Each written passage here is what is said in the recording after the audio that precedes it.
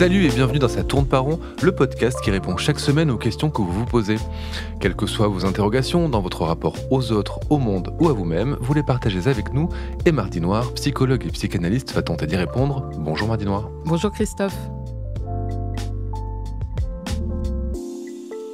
Alors Mardi Noir, dans l'épisode précédent de Ça tourne pas rond, on se demandait si la psychanalyse n'était pas un peu sexiste, et vous avez apporté une réponse nuancée, comme toujours, mais il y a un point que vous n'avez pas abordé, et un point qui est fondateur de la psychanalyse. Ce point, c'est l'étude de l'hystérie, et hystérie, c'est un mot qui sonne toujours de manière étrange, encore aujourd'hui. Oui, allez, on va continuer avec les sujets qui fâchent. Les études sur l'hystérie de Freud et Breuer, ça date de la fin du 19e siècle. Alors je sais qu'aujourd'hui, l'hystérie a disparu des grands manuels de référence américains de psychiatrie, que ce terme est le plus souvent utilisé comme une insulte, et c'est bien dommage, et qu'enfin, il est jugé par un grand nombre comme profondément sexiste. Comme en plus, il est fondamentalement relié à la psychanalyse, on a vite fait de dire « bouh », et ben voilà, la psychanalyse est sexiste et misogyne, fin de l'histoire, next. Sauf que c'est heureusement un petit peu plus compliqué que ça. Hystérie, ça signifie utérus. Malgré tout, fin 19e, les médecins font état d'hystérie masculine, mais il est vrai qu'on repère l'hystérie plutôt du côté des femmes. En France, Charcot organise des présentations de cas cliniques et cherche les causes de l'hystérie qui, à l'époque, se manifestent le plus souvent par des paralysies sans cause organique visible. On en vient donc à l'hypothèse que ce sont des symptômes névrotiques et ça laisse beaucoup de mecs un peu perplexes, dont Freud qui participe aux conférences de Charcot. Freud va se mettre à recevoir certaines femmes souffrant de ce mystérieux mal et disons-le, c'est comme ça que naît la psychanalyse. Par l'écoute des femmes. Oui, ça va peut-être en choquer encore certains ici, mais je vois pas bien comment le dire autrement. On a des hommes qui, pour traiter l'hystérie, mettent des gottes dans les vagins, d'autres qui mettent des poids pour maintenir l'utérus à sa place, et des femmes qui, plus elles sont en public, plus elles se contorsionnent dans tous les sens. C'est quand même là le tableau parfait du sexisme le plus pur, une assemblée d'hommes raisonnables prenant des notes sur une femme qui pousse des cris sur une scène. Et Freud, lui, a dans l'idée que c'est peut-être pas comme ça que les choses vont s'arranger. Alors comment agit-il du coup pour les hystériques ? Eh bien, il les reçoit et les fait parler. Et il va en dire de la merde, ça oui, il va chercher, il est obsédé par l'idée de trouver des causes, il cherche comment supprimer les symptômes, et est-ce qu'il arrange certaines vérités à son profit ? Peut-être, sans doute même, mais c'est loin d'être tout le temps le cas. On voit dans ses écrits un homme qui se remet en question tout le temps, qui parle de ses nombreuses erreurs et de ses errances théoriques. Et parmi les patientes qui le remettent en cause, il y a Amy von M. Au cours d'une séance, elle l'invective et lui dit en substance « Mais taisez-vous donc !» Ça, il aurait pu ne pas l'écrire, le garder pour lui ou le mentionner et dénigrer cette parole. Mais non, ça va devenir un enseignement majeur de la psychanalyse, éviter de trop intervenir. Et c'est une femme sur le divan de Freud qui nous apprend cela. Je ne suis pas folle, vous savez. Et qu'est-ce que Freud tire de ses travaux avec les hystériques sur le plan théorique ? Pour commencer, il en tire une théorie qu'il appelle la théorie de la séduction et qu'il abandonne très rapidement. Il écrit d'ailleurs à son ami Wilhelm Fliess dans une lettre de 1897 « Je ne crois plus à ma neurotica », neurotica étant la théorie de la séduction. Cette théorie de la séduction, c'est quoi ?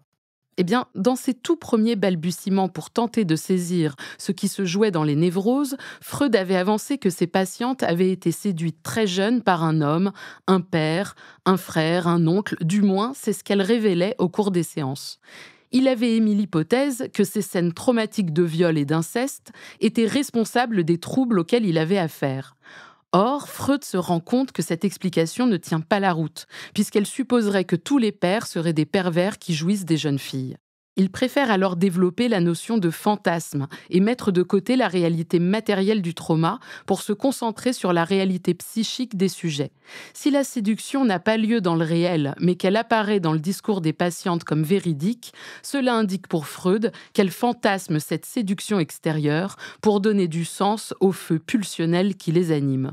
Cependant, il ne met pas de côté la matérialité de l'événement traumatique, il ne dit pas à l'inverse, en fait elles mentent toutes. Il se rend compte qu'il se perd à trop chercher la réalité matérielle des névroses, d'autant qu'il note que dans certaines psychoses, rien n'émerge comme souvenir d'enfance et de ce fait, comment savoir ce qu'il s'est passé ? Bref, dans la nouvelle conception freudienne, la réalité tangible est marginalisée au profit des fantaisies personnelles. Peu importe au fond que cela ait eu lieu, ce qui compte, c'est avant tout le fantasme. Et c'est sur cette notion de fantasme que Freud restera ? Oui, mais des années plus tard, un autre psychanalyste, Ferenczi, qui est un disciple de Freud, découvre que des patients souffrent d'un mal-être qui ne saurait uniquement se justifier par leurs pulsions et leur imagination. Au contraire, ces sujets manquent de rêverie et leur psyché indique une maturation trop rapide. Ferenczi aborde ces thématiques notamment dans un texte intitulé « Confusion de langue entre les adultes et l'enfant », dans lequel il montre que le sexuel adulte ne saurait s'amalgamer au sexuel enfantin. Il redonne ainsi sa légitimité à cette primo-théorie freudienne de la séduction, trop vite balayée par un Freud qui semble plus intéressé par les méandres inconscients que par les effets du réel sur celui-ci. Alors on peut se demander pourquoi la théorie freudienne a fait un tel revirement. Était-ce insupportable d'envisager les violences sexuelles comme trop fréquentes ? Freud aurait pu tout aussi bien garder cette hypothèse de trauma psychosexuel pour certains cas et lui adjoindre la théorie du fantasme. En fait, c'est plus ou moins ce qu'il fait. Il ne nie pas qu'il y ait des violences sexuelles réelles, mais il décide de faire primer la réalité psychique sur la réalité matérielle, car ce sont bien les processus psychiques qui nous interpellent. En abandonnant sa théorie de la séduction, Freud a voulu montrer que le sexuel, d'une certaine manière, fait toujours trauma, qu'il est une irruption envahissante, constat extrêmement pertinent, seulement je comprends que cela puisse choquer et interpeller. Puisque hors du cabinet du psy, on ne peut pas comparer un inceste réel et un inceste fantasmé, un viol réel et des désagréments liés à l'irruption de la puberté. Évidemment qu'il ne s'agit pas de faire ça, mais pour un psychanalyste, ce qui importe avant tout, c'est ce que dit le sujet. Alors pour résumer, nous avons vu dans le premier épisode la question du pénis chez Freud, du phallus chez Lacan, et comment, dans cet épisode, l'hystérie, ou du moins son étude, avait structuré la discipline psychanalytique. Mais selon vous, quelle conclusion tirer de tout ça ?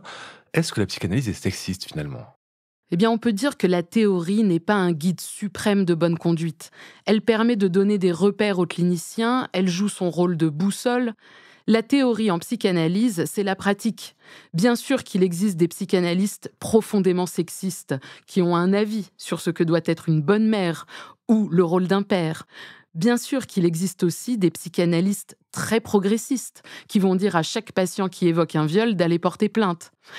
L'enfer a lieu quand le psychanalyste ne s'étonne plus de ce qu'il entend, qu'il a des idées et des réponses toutes faites, idéologiques et morales, sur ce que devrait faire ou penser son patient. Cela vaut pour le sexisme, mais aussi pour l'antisexisme. Rien de plus néfaste que d'interférer avec les fantasmes des patients depuis nos visions personnelles. Comment entendre sinon le sexisme inhérent des patients si le psy intervient pour expliquer que ce n'est pas bien de penser ainsi ou au contraire, appuyer en mentionnant qu'il est d'accord. Le psy n'a pas à savoir à la place du patient ce qu'il convient d'être ou non. Et encore faudrait-il que nous le sachions nous-mêmes. Merci Mardi Noir et à la semaine prochaine. Je rappelle à nos auditeurs et auditrices qui peuvent vous écrire à l'adresse mardi.noir@slate.fr pour vous poser leurs questions. Je leur rappelle aussi qu'on retrouve la chronique Ça tourne par rond à l'écrit chaque jeudi sur slate.fr et en podcast chaque mardi sur Slate Audio et sur toutes les plateformes de podcast. Ça tourne par rond est un podcast de Mardi Noir produit par Slate Podcast. Direction éditoriale Christophe Caron, production éditoriale Christophe Caron et Nina Pareja, prise de son Nina Pareja. Montage et réalisation, Aurélie Rodriguez. La musique est signée Sable Blanc.